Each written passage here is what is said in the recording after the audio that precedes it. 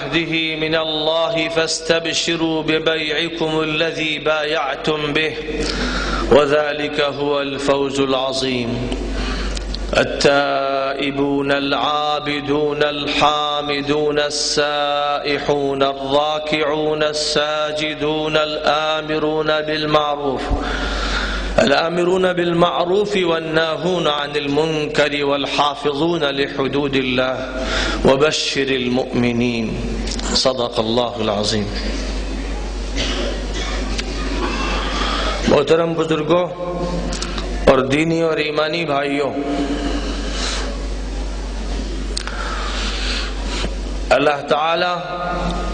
نے اس دنیا میں ایک نظام شرعی قائم فرمایا ہے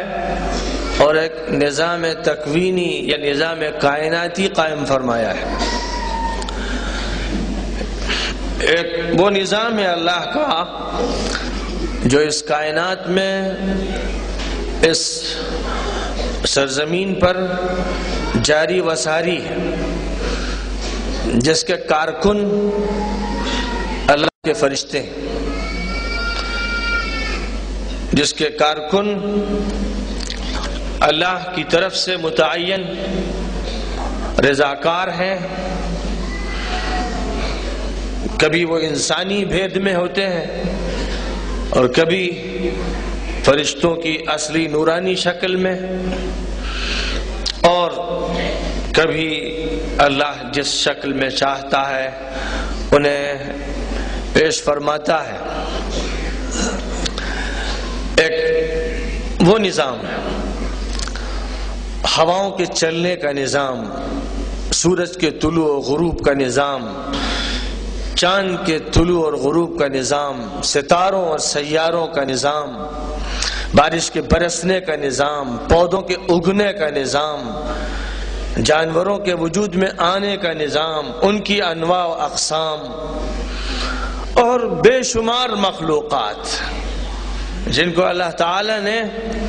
اس دنیا میں اور کائنات کے چپے چپے پر اپنی قدرت کے اظہار کے لیے، اپنی تخلیق کے تعارف کے لیے پیدا فرمایا ہے. ایک وہ نظام ہے جو جاری و ساری، آگ میں جلانے کی صلاحیت ہے، پانی میں بجھانے کی صلاحیت ہے، زہر میں ہلاکت کی صلاحیت ہے، تریاق میں اس کی ہلاکت کو روکنے کی صلاحیت رکھی گئی ہے، جڑی بوٹیوں میں طرح طرح کے فوائد رکھے گئے ہیں، غذا میں پیٹ بھرنے کی صلاحیت رکھی گئی ہے، پانی میں پیاس کو دور کرنے کی صلاحیت رکھی گئی ہے، سورج کو دہکتا ہوا اور نہایت ہی تمازت والا سیارہ بنایا گیا ہے، چاند کو عکسی روشنی دی گئی ہے، رات و دن کی گردش کا ایک نظام ہے. یہ خدا کا کائناتی نظام ہے. اس کائناتی نظام میں کسی کو دخل نہیں، وہ تنہا متصرف ہے. وہی رافع، وہی خافض، وہی نافع، وہی ضار، اٹھانے والا وہی، گرانے والا وہی، نفع پہنچانے والا وہی، نقصان پہنچانے والا وہی، وہی محیی، وہی ممیت، زندگی دینے والا وہی، موت سے ہمکنار کرنے والا وہی. عزت اسی کے ہاتھ میں، ذلت اسی کے ہاتھ میں، فتح اسی کے ہاتھ میں، شکست اسی کے ہاتھ میں، بیماری کے اسی کی طرف سے فیصلے، شفا کا اسی کی طرف سے انتظام. اس کے اسماء حسنہ ہیں، اس کی صفات اولیاء ہیں، اور اس کے اسماء حسنہ کے مظاہر ہیں، مناظر ہیں. وہ اپنے ان مظاہر قدرت کی قسمیں کھاتا ہے. والشمس وضحاها والقمر اذا تلاها والنهار اذا جلاها والليل اذا يغشاها والسماء وما بناها والارض وما طحاها ونفس وما سواها فالهمها فجورها وتقواها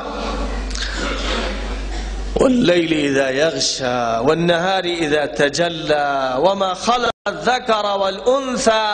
ان سعيكم لشتى والضحى والليل اذا سجى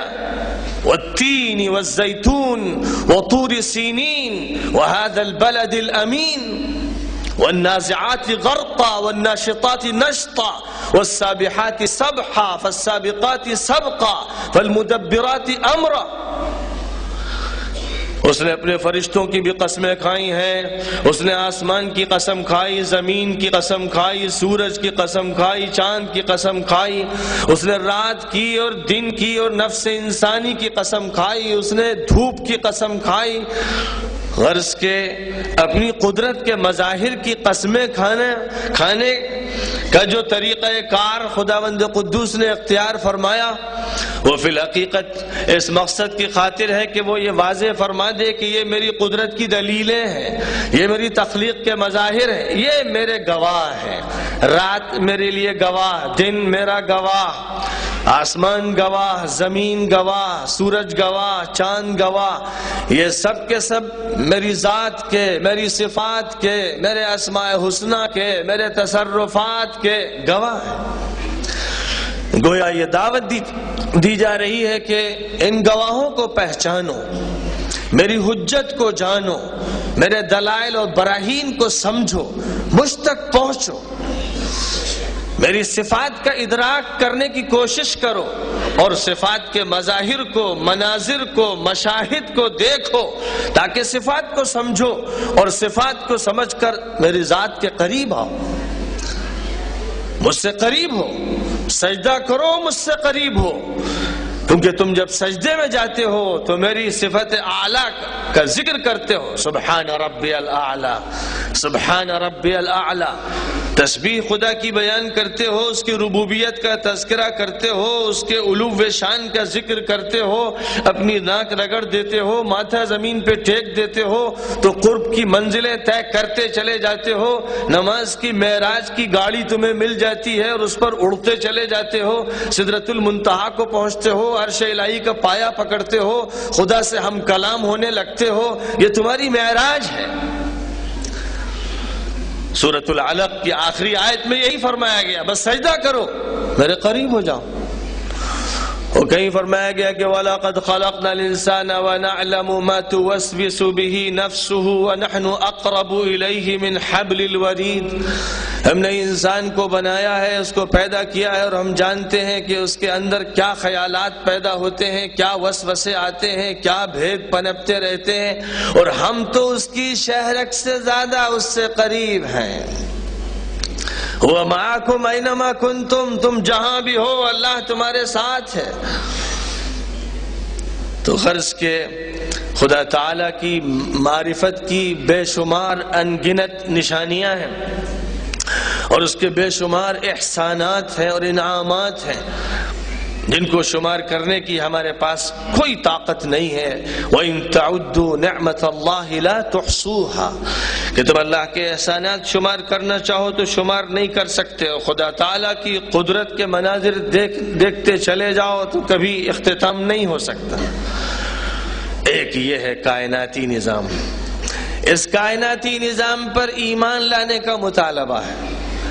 یہ کائناتی نظام ہمیں سونپا نہیں گیا ہے، امر و نہی ان سے متعلق نہیں ہے۔ خدا نے ہم سے یہ نہیں کہا کہ تم سورج کو اتنے بجے طلوع کرو اور چاند کو اتنے بجے غروب کرو، رات و دن کے سسٹم میں تم تبدیلی لاؤ، اس میں اضافہ کرو، ترمیم کرو، کمی کرو، موت و حیات کے تم مالک بن جاؤ، کہیں نہیں۔ وہاں تو اس نے بس یہ بتایا کہ میں ہوں تنہا، کوئی میرے ساتھ اس میں شریک نہیں۔ لا الہ الا اللہ سے جو بات شروع فرمائی گئی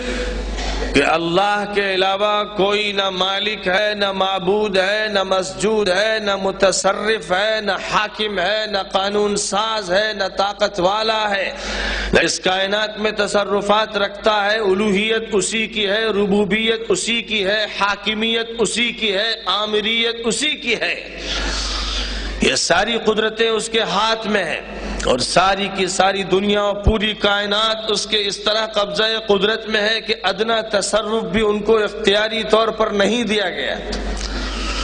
خدا جب چاہے گا ان سے جو کام لینا چاہے گا لے گا۔ کوئی پتا درخت سے گرتا ہے تو اس کی قدرت سے گرتا ہے، کوئی ذرہ ہوا میں اڑتا ہے تو اس کی قدرت سے اڑتا ہے، آنکھ جھپکتی ہے تو اس کے حکم سے جھپکتی ہے، اور کھلتی ہے تو اس کے حکم سے کھلتی ہے۔